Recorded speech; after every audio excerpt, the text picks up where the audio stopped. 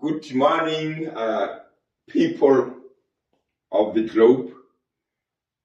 There's something that I want to actually indicate and emphasize to the public. People always see me campaigning against gender-based violence, drugs, and crime, dancing, doing all this whole lot of crazy stuff. They don't understand me clearly. I get so many questions. And yesterday, I made a decision that I'm going to make this video because people don't seem to understand actually who I am. I'm not going to talk about my qualifications or whatever. I'm just going to show you something about me. Let's get to this issue of music. I'm not playing a new age music. That must be clear. I'm not doing this. I'm playing this music because I want the youth to know me and be interested in coming to my campaigns. That's why I am singing these songs like Abafarima 2K, Like Love, Mutu Mutu, and all those other songs as well. So that they must know me, and you know how people are. They will always attend to your events if they know you. I don't want to be a celebrity. I'm an influencer. I always tell people I'm not a celebrity. I'm an influencer. I want to change the lives of the people. That's my purpose. And it doesn't come from me. It's not from within. It's not an intrinsic. It's something that I was told by prophets and prophetess that I have to do this to save the Lord. I'm saving the Lord. That's why I'm doing this. I'm not shy. I'm not ashamed of what I'm doing. I dance it for the kids and they get entertained. And they like what I'm saying to them because that's exactly what is happening. For instance, when I'm talking about cyberbullying, they know they don't like cyberbullying. They don't want to be cyberbullied. So they always shame me. When I talk about gangsterism, they don't like gangsterism. They always shame me when I talk about such things. About being sexually abused by the grandfathers or the step dads and all that. They always do that. Because why? They understand, they have got experience of that. They are swimming in such type of plight or sketches. So people, please stop judging me because I had a lot of people, comments and all this stuff. And some of the people, they even look at me sarcastically, like, there's a time that I was saying to some other people that I said, your father does what I'm doing, jiving. Like I'm driving in the public. Your father is driving with young girls in a tavern right now. So I'm doing this because I want people to understand what I am doing. Let me tell you something. There are things that I've done which nobody ever did. For instance, to obtain my last degree, I did research and I came up with inventions. 3 inventions, which nobody ever did it in the world. Because for a person to get the qualification that I have, you have to do something that nobody ever in the world has ever done it. So I've done that. So I am the only person in the world who got 10 genres in 2 years. I've got 10 genres. I've got all these genres, gospel, jazz, kwaito, hip-hop, all these genres I've got, if you can listen to my music. Now, I've been representing universities when I was busy and maybe engaged much in academia. I'm in academia. You mustn't see me jumping there. I am in academia. I'm not just an ordinary person. I am in academia, and I didn't want to talk about this. I don't talk about this.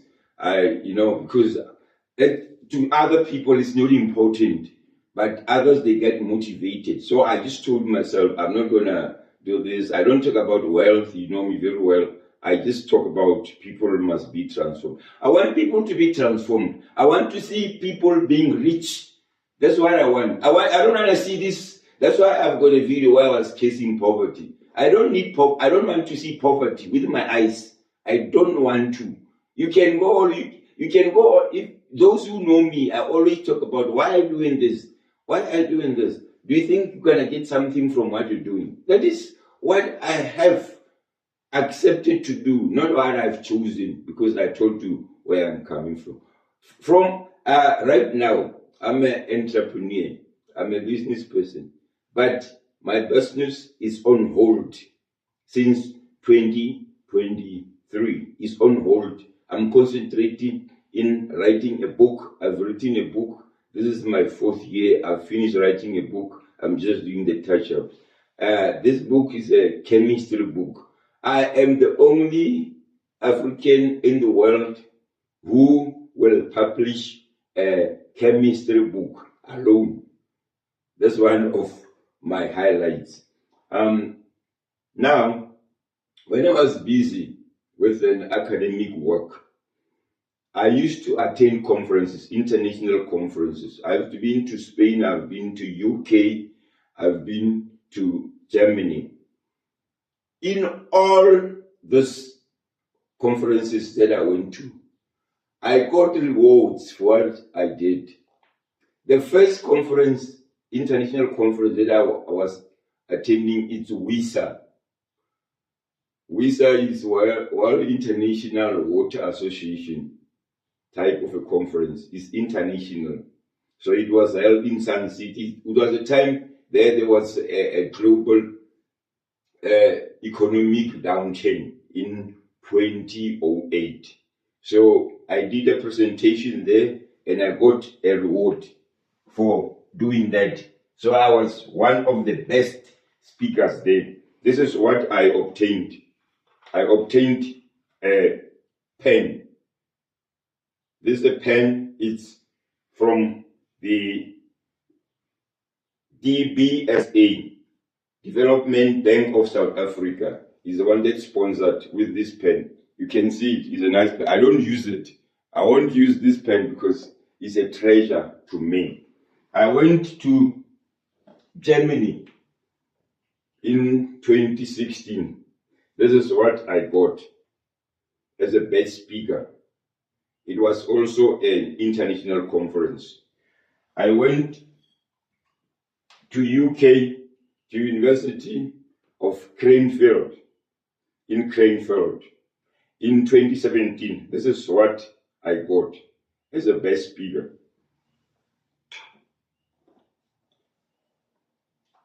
I went to UK in 2017, University of Newcastle. This is what I got as a best speaker. I've got another. This one is when I was representing University of Northwest in UK. So, people, I would love you to take me seriously. I'm showing this to you so that you must understand that you must take me seriously. Whatever I'm doing, take that seriously. It doesn't matter what I'm doing, jiving or whatever, but when I talk, take what I'm saying to you seriously. You can see the world is at the brink of catastrophe. You can see we are at the financial cliff right now. There are certain countries which are practicing hegemonic attitude or practices or behavior or forces upon us, like US and China. Those countries, you must be watchful of them. They're going to colonize you. They're going to colonize you. They're going to take Africa. I'm telling you, if you're not watchful, you know, right now, we'll never get out of a dollar as an international currency. Why doesn't BRICS come up with its own currency? I mean, right now, we've got this continental trade free association that it's an organization that is formed by African countries. They are gonna do a free trade. I mean, like America is now, I mean, getting out of hands. Now they are charging us this duty fees, which are very exorbitant, more than 30% and all that. Because why? America wants to show us that you people, you are my puppet. You are my papachai. Papachai, when you say hello, it says hello. Yes, it says yes. We have to be eagles now. We have to be eagles. I mean, people, I want you to be financially educated. You must know economics. You must know what is interest rate. You must know what is inflation. You must know what is our trade dynamics. You must know about issues like your SARS, how much is SARS collecting. You must know about our debt, which is 6 trillion at the moment. We must know how much is our debt to gross domestic product ratio. Because why? This is an indication of how much debt we have and how much is our gross domestic product. Gross domestic product is the amount of money of the product that we establish, or our product of materials that our country is capable of producing. That amount is called gross domestic product. This is what we're gonna export or sell around here. And then we get that money. And then we've got debts that we borrow money from overseas, from World Bank, from International Monetary Funds. And we have to know how much is debt. So the last time that I was checking, our debt ratio was 78%. You can just imagine, 78% of our debt is to gross domestic product. This is very poor. We are performing very poorly, I can assure you. And then the Reserve Bank, they've got gold, they've got money that is reserved there so that if there's a crisis, we can. But still, we are borrowing money every now and then. We are borrowing money every now and then. De-dollarization, I think it can be a solution to the globe. And one thing that I want to tell you, South African, if you don't do that, I'm telling you, our country is going to be indebted for the rest of its life. You know, we've got unprivileged females, unmatriculated females. Those people, I think, they are sort of combined is about 70 plus of the whole population. And imagine they are depending upon the workforce. The workforce, unemployment rate here at the moment is standing at 38%, and youth unemployment is 60-something%. You can just imagine, we are performing very poorly, and people are not aware. People don't know this. Even educated people, they don't know this because they are only focusing on what they are doing in their field or disciplines or portfolios, and they don't care about what is happening. I know this because I am very explosive. I am for diversification. I am for globalization. I am for industrialization. I am for women empowerment and privileged women. I'm not talking about this who are empowered themselves right now. I'm in for youth development. I'm in for digital economy. I'm in for beneficiation. There's a lot of stuff that we don't do that I see that if we can do this, our country can rise up. Our country can be classified as one of the top 10 countries. So people, you must listen to me what I'm saying to you. Listen to me when I say these females, unmatriculated and unprivileged females, they must go and be trained in farming. They must form cooperatives. That is my song every day because I see they are swimming in pool of poverty. I see there's a smell of poverty all over when I see those, particularly when there is the 6th of every month or the 50th. You will see them, they are all over scattered because of grants. This country has been turned into Grant Africa. It's no more South Africa. It's a Grant Africa. They live on grant and they see that as normal. I always look at them and say, but what's wrong with these people? Because most of my campaigns, I conduct them during that time because I know it's busy. And I know that I'm going to talk to people that are my targets because I want them I want this to be instilled in their mind so that when they are suffering or being abused uh, sexually or however, gender-based violence, because they are perpetrators, they call them liabilities, because they don't bring any income at home. What they only know to bring is just kids so that they must get grants.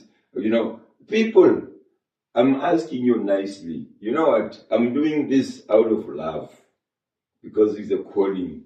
If you don't listen to me, keeping on judging me or being sarcastic about an old man like this, I jive, of course. I'm active, I'm active. That's me. Even long time ago, I've been like, I was playing soccer. I exercise even now. So rise up and do for yourself. Be like an eagle, people. Be like an eagle. An eagle, you can take an eagle as an eaglet and put it in a crowd of chickens. That eagle, it doesn't have to be taught that you're an eagle. That is natural, it's in its bloodstream. It's going to show its eagerness when the time is right. But you like it to be there's nothing like peer pressure. When you are in the midst of people who do not have that agility of enthusiasm or that zeal, to prosper or to get somewhere in life. You don't have to be influenced to go down, to regress.